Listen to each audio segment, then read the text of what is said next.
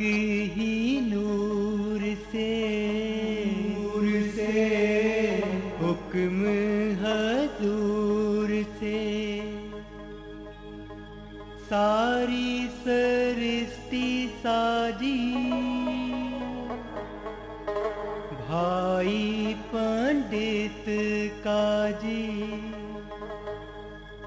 एक ही जात है, एक ही जात है, एक ही जात है, एक ही जात है। सत्संग जिथे सच दी चर्चा होवे, सच नाल जोड़न दा तरीका दस्या जावे, उसनूं सत्संग कहा जाता है।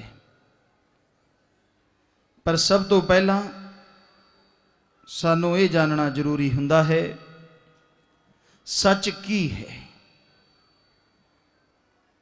किसनूं सच कहा जा सकता है। दुनिया ते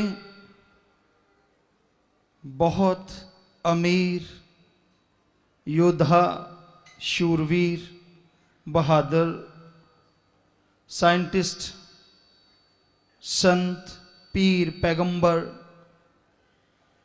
इस दुनिया ते बख-बख क्षेत्रां च अव्वल दर्जा हासिल करने वाले लोग आए,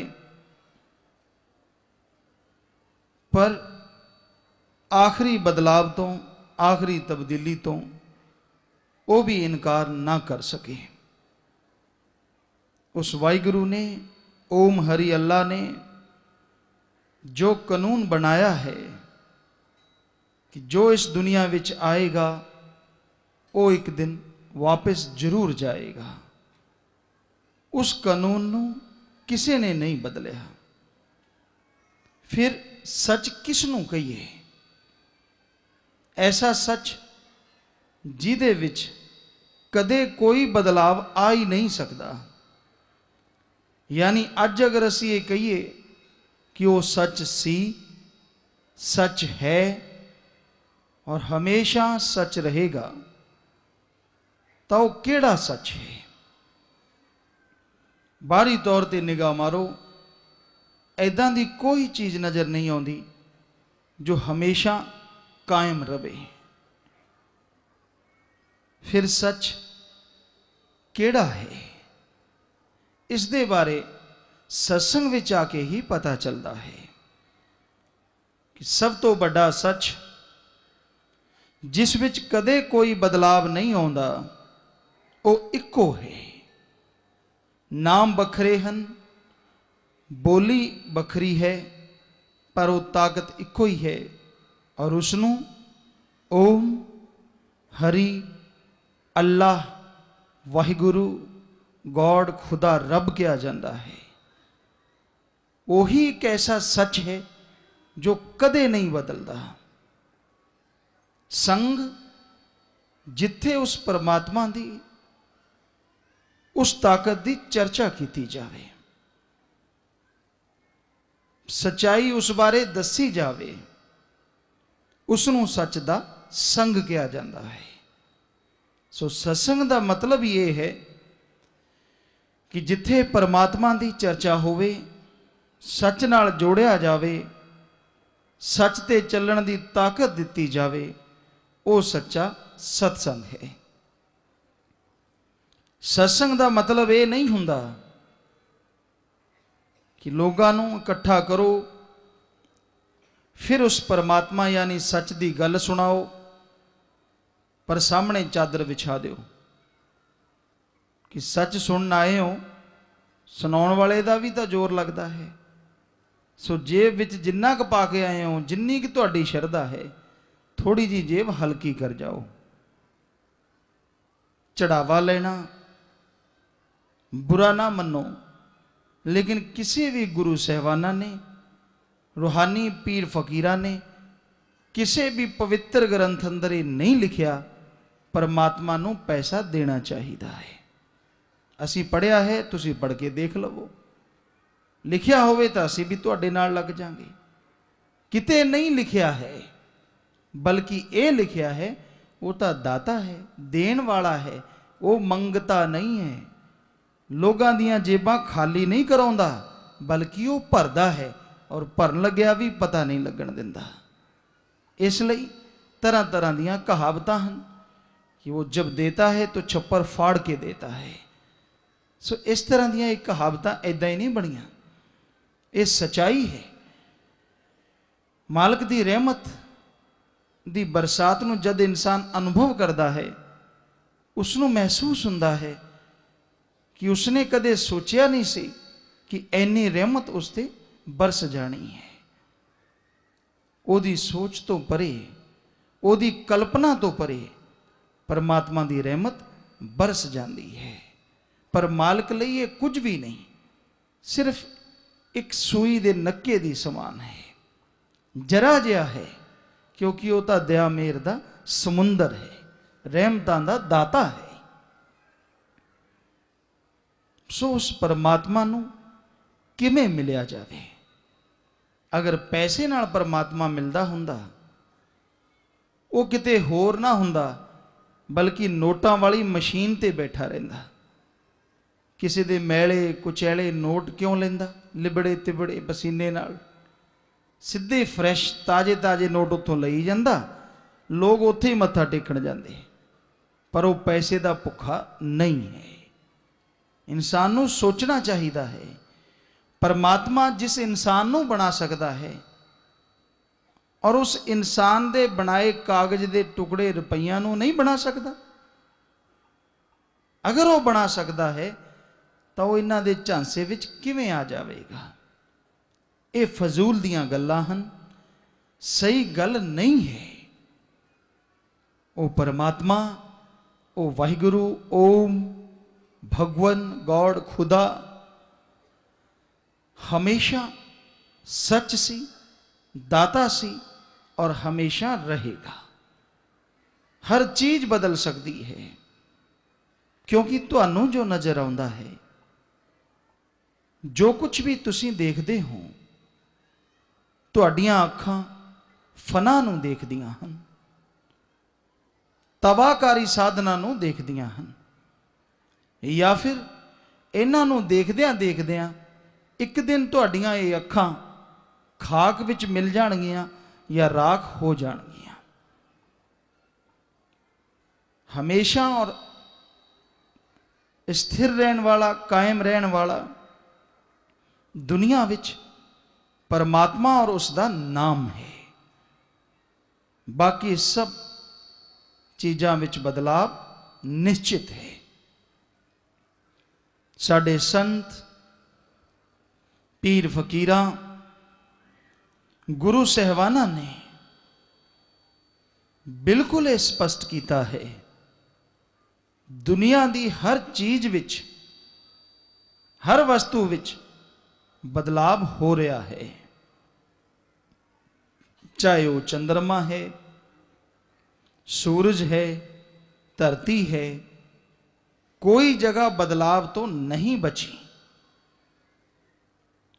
पहला विज्ञानकां ने, साइंसदाना ने एक गल ते अमल नहीं किया, पर ज्यों ज्यों रिसर्च यानी खोज की गई, त्यों त्यों नतीजे सामने आए कि हाँ, दुनिया की हर चीज बदल रही है। कि धरती, कि चंद्रमा, कि सूरज, हर चीज विच परिवर्तन हो रहे हैं। दिनों दिन परिवर्तन नहीं हुंदा तो उस परमात्मा विच वही सच है। और इंसान सत्संग सुनता है, अमल करता है, सच नूं पाउण दी अभिलाषा, इच्छा जाग उठती है। किवें उस सच तक जाया जावे?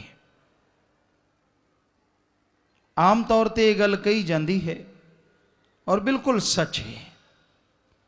हिंदी दी कहावत है, आवश्यकता आविष्कार दी जननी है। कि जदों कोई जरूरत हुंदी है उदों ही कोई आविष्कार हुंदा है। इंसान नूं हनेरे ने तंग किया तब बिजली का पावर का आविष्कार हो गया। इंसान नूं इस तरह लग्या कि एक दूजे नाल गल दूर बैठिया किवें कीती जावे, टैलीफोन वगैरह का आविष्कार हो गया। सो इसे तरह जिद्दां जरूरत महसूस हुई उदां ही आविष्कार हुंदे चले गए। पर अज दे युग विच सब तो बड़ी जरूरत किस चीज़ की है?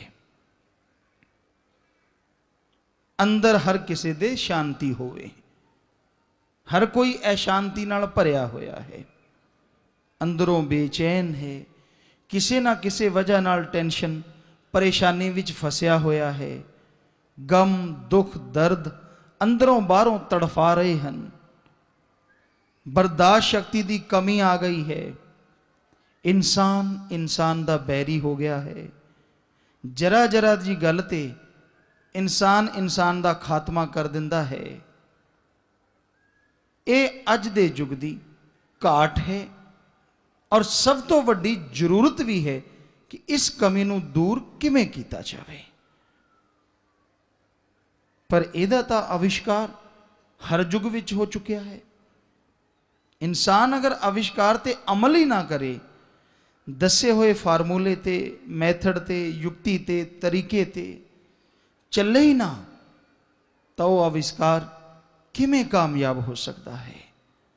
सो संत पीर फकीरा ने इसका आविष्कार हर युग विच कढ़िया है और दसिया है कि अगर तुसी अंदर शांति पाना चाहते हो, अगर दुनिया के हर भले खेतर विच अगे बढ़ना चाहते हो, बहुत जरूरी है तुहाडे अंदर आत्म बल का होना।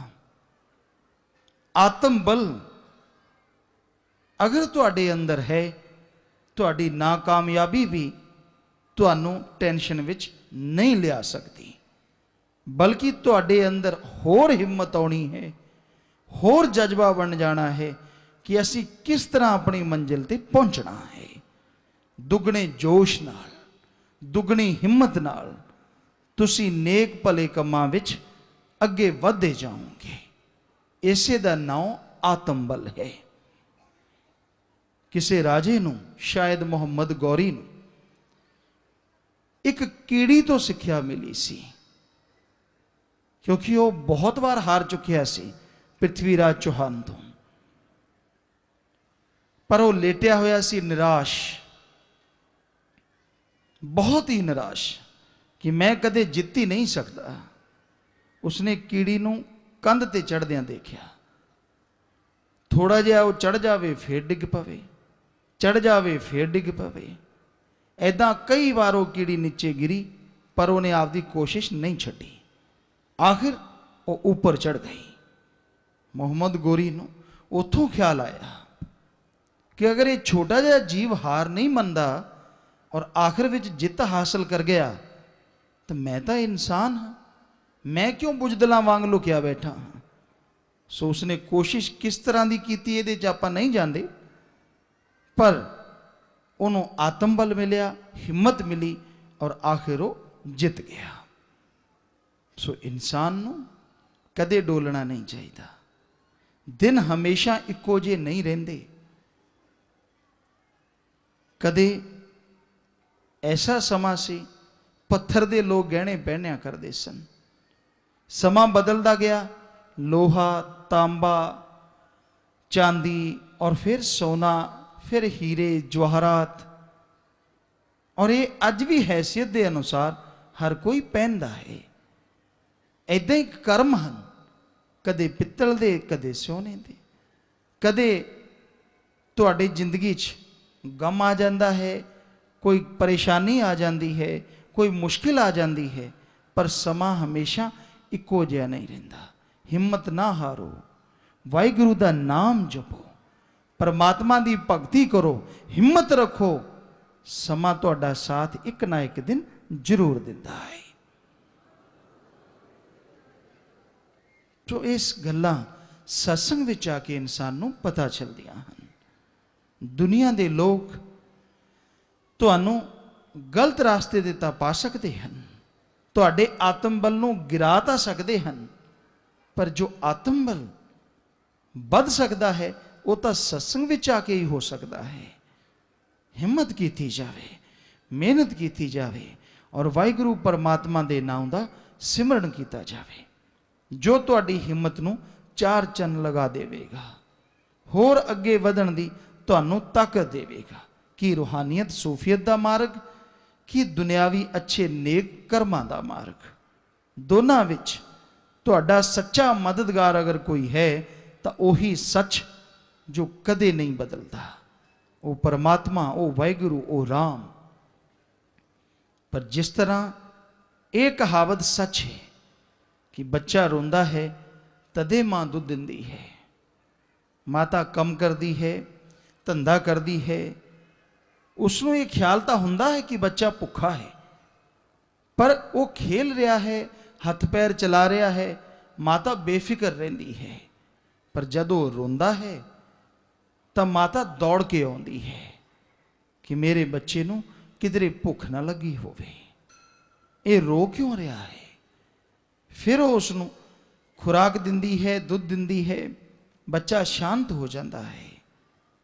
ਉਸੇ ਤਰ੍ਹਾਂ ਉਸ ਵਾਹਿਗੁਰੂ ਦੀ ਯਾਦ ਵਿੱਚ ਤੜਫਣਾ ਹੋਏਗਾ।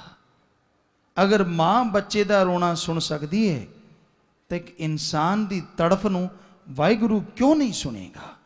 ਕਿ ਉਹ ਮਾਂ ਨਾਲੋਂ ਘੱਟ ਹੈ? ਉਹ ਤਾਂ ਮਾਂ ਨੂੰ ਵੀ ਬਣਾਉਣ ਵਾਲਾ ਹੈ, ਮਮਤਾ ਤਾਂ ਉਸੇ ਨੇ ਭਰੀ ਹੈ। ਸੋ ਉਸ ਦੀ ਯਾਦ ਵਿੱਚ ਕੋਈ ਤੜਫਦਾ ਨਹੀਂ। ਤੜਫ ਲਿਆ 10-15 ਮਿੰਟ, ਕਦੇ ਬਰਾਗ ਆ ਗਿਆ, ਬਸ ਐਦਾਂ ਲੱਗਿਆ ਬਹੁਤ ਹੋ ਗਿਆ, ਰਹਿਣ ਦਿਓ, ਹੁਣ ਆਪਾਂ ਹੋਰ ਗੱਲਾਂ ਕਰਦੇ ਹਾਂ। ਉਸ ਦੀ ਯਾਦ ਵਿੱਚ ਕਦੇ ਘੰਟਾ ਘੜੀ ਖਿਆਲ ਆ ਗਿਆ ਤਾਂ ਖੁਸ਼ ਹੈ, ਪਰ ਬਾਕੀ ਸਮਾਂ ਫਿਰ ਗੱਪ ਸ਼ੱਪਾਂ 'ਚ ਟਪਾ ਦਿੱਤਾ। ਉਹ ਜਿਹੜਾ ਥੋੜਾ ਜਿਹਾ ਸਮਾਂ ਲੱਜਤ ਵਾਲਾ ਬਣਿਆ ਸੀ ਉਹ ਵੀ ਆਤਮਾ ਤੋਂ ਉਤਰ ਜਾਂਦਾ ਹੈ। ਮਾਲਕ ਦੀ ਯਾਦ, ਪਰਮਾਤਮਾ ਦੀ ਯਾਦ ਵਿੱਚ ਜਦ ਬੈਠੋ ਤੁਹਾਡਾ ਧਿਆਨ ਇਕਾਗਰ ਹੋਣਾ ਚਾਹੀਦਾ ਹੈ। ਥੋੜਾ ਜਿਹਾ ਸਮਾਂ ਹੁੰਦਾ ਹੈ, ਬਾਕੀ ਸਮਾਂ ਤੁਸੀਂ ਆਪਣੇ ਧੰਦਿਆਂ ਵਿੱਚ, ਦੁਨਿਆਵੀ ਖਿਆਲਾਂ ਵਿੱਚ ਲਗਾਉਂਦੇ ਹੀ ਹੋ। ਫਕੀਰ ਉਸ ਤੋਂ ਰੋਕਦੇ ਨਹੀਂ, ਕਰਮ ਕਰਦੇ ਰਹੋ ਪਰ ਮਾੜੇ ਨਾ ਕਰੋ। ਪਰ ਜਿਹੜਾ ਸਮਾਂ ਵਾਹਿਗੁਰੂ ਦੀ ਯਾਦ ਲਈ ਕੱਢਦੇ ਹੋ, ਓਮ ਹਰੀ ਅੱਲਾ ਗੌੜ ਖੁਦਾ ਰੱਬ ਦੀ ਇਬਾਦਤ ਭਗਤੀ ਪ੍ਰੇਰ ਲਈ ਕੱਢਦੇ ਹੋ, ਉਸ ਸਮੇਂ ਅੰਦਰ ਤੁਹਾਡੇ ਅੰਦਰ ਦੁਨਿਆਵੀ ਖਿਆਲ ਬਿਲਕੁਲ ਨਹੀਂ ਆਉਣਾ ਚਾਹੀਦਾ। ਪਰ ਇਹ ਚੰਦਰੇ ਖਿਆਲ, ਚੰਦਰਾ ਮਨ ਰੁਕਦਾ ਤਾਂ ਨਹੀਂ। ਜਦੋਂ ਭਗਤੀ ਕਰੋ ਉਦੋਂ ਉਹ ਤਰੀਕੇ ਆਉਂਦੇ ਹਨ ਜਿਹੜੇ ਪਹਿਲਾਂ ਆਏ ਨਹੀਂ ਹੁੰਦੇ। ਮਨ ਕਹਿੰਦਾ ਜੇ ਇੱਕ ਤੂੰ ਇਦਾਂ ਕਰੇਗਾ ਨਾ ਤਾਂ ਸਫਲਤਾ ਤੇਰੇ ਕਦਮ ਚੁੰਮੋਗੀ। ਬਸ ਫਿਰ ਅੰਦਰ ਹੀ ਸੇਖ ਚਿੱਲੀ ਵਾਂਗੂ ਮਹਿਲ ਬਣਾਉਣੇ ਸ਼ੁਰੂ ਕਰ ਦਿੰਦਾ ਹੈ। ਐਂ ਕਰਾਂਗੇ, ਫਿਰ ਆਪਾਂ ਉਵੇਂ ਕਰਾਂਗੇ। ਇਹ ਨਹੀਂ ਪਤਾ ਵੀ ਬੈਠਾ ਤਾਂ ਤੂੰ ਸਿਮਰਨ ਤੇ ਹੈ। ਕਰਨਾ ਕਰਾਉਣਾ ਕੀ ਹੈ, ਉਹਨੇ ਤੇਰਾ ਖਿਆਲ ਪੱਟਣਾ ਹੈ ਮਾਲਕ ਵੱਲੋਂ।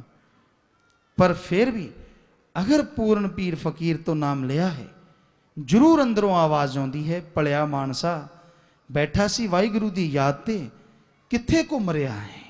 ਅੰਦਰੋਂ ਅਹਿਸਾਸ ਹੁੰਦਾ ਹੈ, ਮਹਿਸੂਸ ਹੁੰਦਾ ਹੈ।